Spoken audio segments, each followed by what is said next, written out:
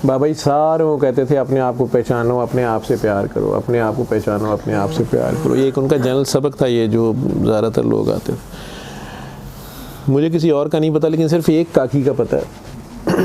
उसको हमेशा कहते थे जाओ किसी से प्यार करो।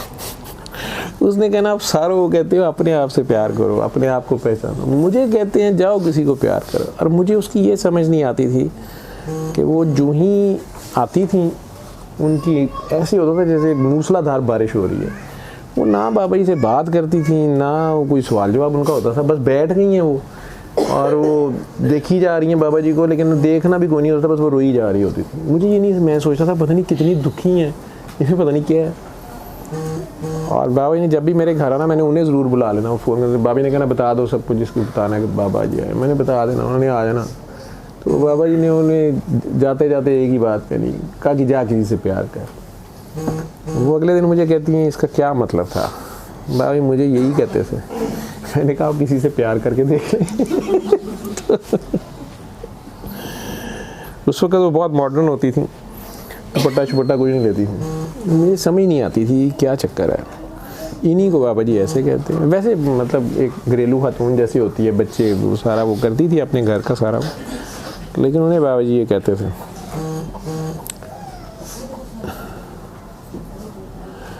फिर मैंने देखा उन्हें अभी बाबा के बाद, बाबा को मैं मेरा ख्याल है कुछ 4-5 साल बाद मैंने देखा, तो वो आपकी तरह उन्होंने दुपट्टा किया हुआ है। एयरपोर्ट पे मैंने देखा, मैं हैरान है कि ये क्या है। कहती हूँ जिससे प्यार किया उसने दिलवा दिए। खामद उनका साथ खड़ा था। क्या चक्कर है, खामद तो पहले ही था। मैं मदीना मुनव्वरा गई तो वहाँ से दुपट्टे भी वापस आए थे। पता नहीं क्या चक्कर था, क्या नहीं चक्कर, मैंने भी नहीं पूछा कभी।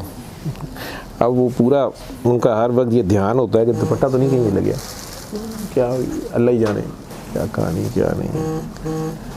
उन्हें ये कहते थे बाबा जी, बाकी सबको यही कहते थे अपने आप से प्यार करो।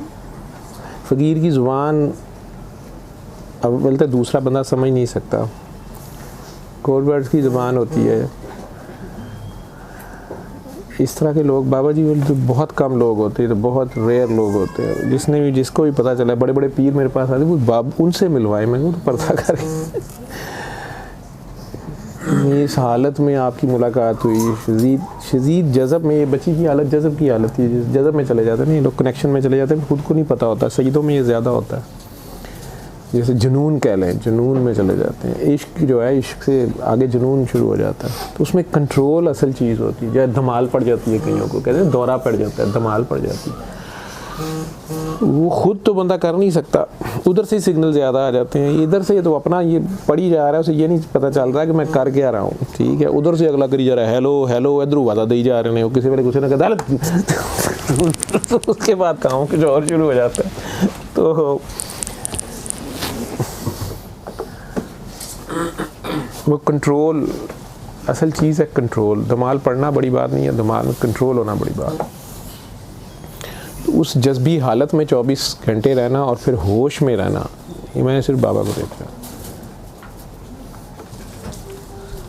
और फिर हम जैसों की ड्यूटी देना, जो अपने ज़माने के ये पढ़े लिखे शातिर लोगों को डील करना, हालांकि अपना नशा फुल है, पीक पे है।